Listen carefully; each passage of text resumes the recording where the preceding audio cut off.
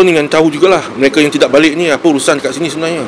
Apakah mereka sebagai kumpulan-kumpulan yang boleh menimbulkan masalah dalam negara kita, ataupun mereka adalah orang yang datang kat sini buat scammer menggunakan di Malaysia punya base yang dulu sebelum ni pernah ditahan, ditangkap beberapa kali.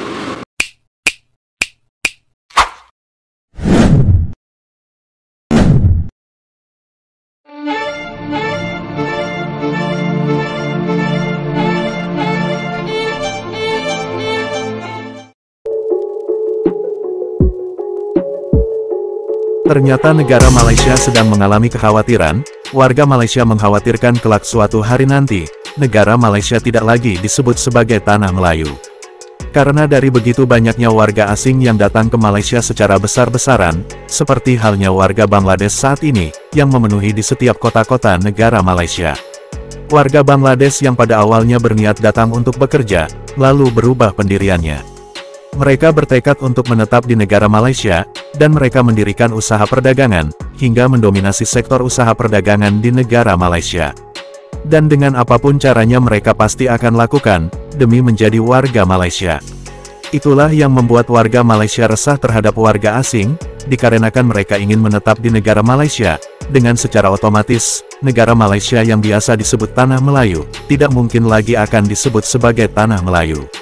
Akan tetapi, ancaman akan hilangnya tanah Melayu, bukan hanya datang dari warga asing Bangladesh saja. Ancaman itu juga datang dari warga asing negara Cina. Karena, menurut kabarnya, para warga Cina yang datang ke negara Malaysia tidak lagi kembali ke negara asalnya. Seolah-olah mereka menghilang tanpa terdeteksi keberadaannya. Warga Cina yang benar-benar berasal dari negara Cina, entah tahu di mana keberadaannya, semua mempertanyakan. Yang jumlah mereka sebanyak 1,2 juta jiwa itu. Lalu kemana dan dimanakah mereka? Sepertinya sudah menyatu dengan warga Malaysia yang memiliki status sebagai kaum Cina atau bangsa Cina. Jika demikian, akan sulit untuk mendeteksi keberadaan mereka, melalui sensus penduduk. Karena warga Cina asli dari negara Cina, dengan warga Malaysia berkebangsaan Cina itu sama saja, seperti tidak ada jauh bedanya sama sekali. Dari wajah dan gaya bicaranya, serta dalam penguasaan bahasa Melayu mereka sama saja, sama-sama berwajah Cina, dan sama-sama tidak fasih berbahasa Melayu, bahkan ada yang sama-sama tidak mampu berbahasa Melayu. Mereka, para warga asing yang berada di negara Malaysia, seolah-olah memiliki rencana agenda besar di negara Malaysia.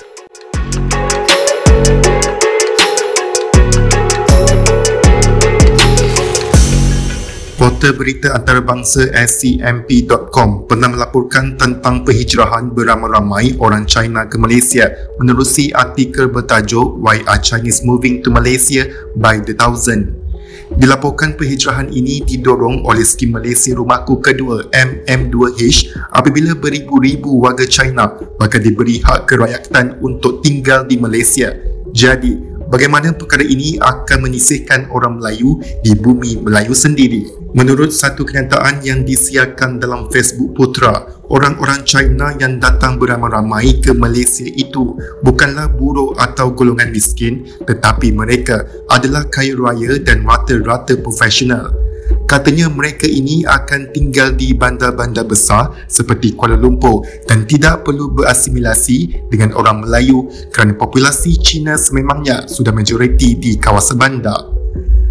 Orang-orang Cina didakwa akan bergabung untuk menguasai ekonomi dengan tambahan kekayaan baharu yang dibawa pendatang baharu dari negara China itu. Justru Putra mendesak orang-orang Melayu yang ketika ini masih belum bangun tidur supaya bangkit segera kerana China kini bukan lagi seperti China yang dahulu. Katanya revolusi industri China telah meningkatkan taraf ekonomi rakyat mereka, melahirkan 800 juta golongan kelas pertengahan dan ramai dalam kalangan mereka sedang mencari kehidupan baharu di luar negara. Menurut kenyataan itu lagi, orang-orang Cina ini berasakan apabila mereka menguasai ekonomi dan populasi di bandar-bandar besar nanti, secara automatik mereka akan mengawal ekonomi serta pengaruh politik Malaysia.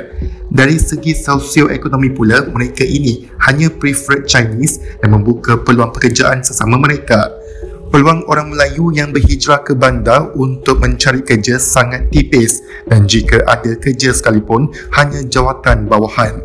Akhirnya ini akan menyebabkan Melayu terus bergelut dengan kemiskinan di kampung dan hanya mampu melihat orang-orang Cina baharu dan lama ini hidup mewah bergembira di bandar-bandar besar seperti Kuala Lumpur. Sebelum melonggarkan syarat program Malaysia Rumah Keduaku atau MM2H dan visa semasa ketibaan VOA seperti yang diumumkan dalam Belanjawan 2024 pada Jumaat lalu. Pengerusi Gerakan Kuasa Rakyat Malaysia G57 Datuk Zulkarnain Mahdar berkata pihaknya menyambut baik cadangan kerajaan tapi pada masa sama melahirkan kebimbangan mengenai kebanjiran warga asing terutama 1.2 juta rakyat dari China yang dikesan tidak keluar dari Malaysia sejak 2018 hingga 2021. Gerakan Kuasa Rakyat Malaysia sebenarnya menyambut baik jugalah maknanya cadangan untuk second home ni, dan dikatakan mereka akan kerajaan akan mudahkan lagi lah urusan visa on arrival, termasuk dokumentasi untuk membolehkan mereka mempunyai dan pelabur-pelabur khususnya daripada negara China.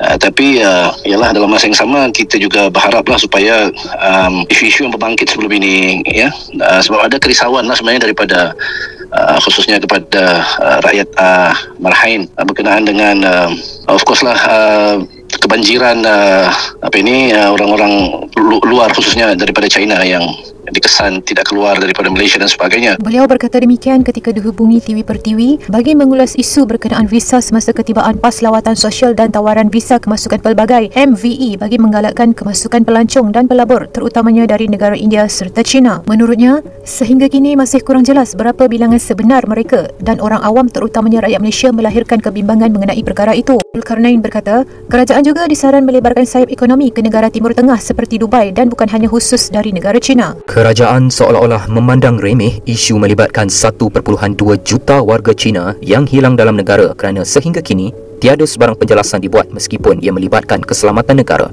Presiden Pertubuhan Pribumi Perkasa Malaysia Perkasa, Syed Hassan Syed Ali berkata, beliau menggesa kerajaan memberikan penjelasan secara terperinci berhubung situasi tersebut. Syed Hassan juga berkata, rakyat Malaysia sendiri tidak mengetahui tujuan sebenar jutaan warga dari China itu tidak pulang ke negara asal mereka sekaligus menimbulkan keresahan dalam kalangan masyarakat berhubung isu keselamatan negara. Beliau juga mencadangkan agar kerajaan mengadakan sesi perjumpaan bersama wakil-wakil pertubuhan bukan kerajaan NGO untuk memberikan penjelasan agar mereka boleh menjelaskan situasi sebenar kepada masyarakat. Kita pun ingin tahu jugalah mereka yang tidak balik ni apa urusan kat sini sebenarnya. Apakah mereka sebagai kumpulan-kumpulan yang boleh menimbulkan masalah dalam negara kita, ataupun mereka adalah orang yang datang kat sini buat scammer menggunakan di Malaysia punya base yang dulu sebelum ni pernah ditangkap beberapa kali buat serbuan oleh pihak berkuasa. So apakah mereka terus dilindungi oleh pihak-pihak tertentu, kita nak tahu juga. Itu kami berharap seperti mana kata saudara Izzat tadi, adakan perjumpaan dengan wakil-wakil NGO memberi penjelasan dengan begitu konkret supaya kami boleh sampaikan kepada ahli-ahli kami yang begitu risau buat masalah inilah. Semalam, gabungan NGO menyerahkan surat tuntutan penjelasan berkaitan isu 1.2 juta warga Cina yang masih berada dalam negara dan tidak pulang ke negara asal mereka. Sesi penyerahan surat itu disertai oleh wakil-wakil pelbagai NGO antaranya Perunding Kanan Politik dan Perundangan Isma Aminuddin Yahya dan Pengerusi Pertubuhan Kebajikan Amal Sejagat Malaysia Muhammad Nur Izzat Muhammad Johari. Pada 26 Julai lalu, media melaporkan lebih 1.2 juta warga Cina dikesan tidak keluar dari Malaysia selepas tiba ke negara ini dalam tempoh antara tahun 2018 hingga 2021.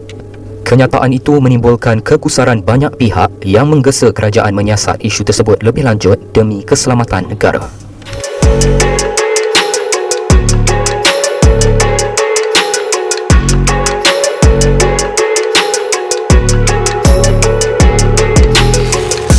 Sekian pembahasan dari kami, terima kasih sudah menonton, dan saksikan video berikutnya. Sampai jumpa lagi.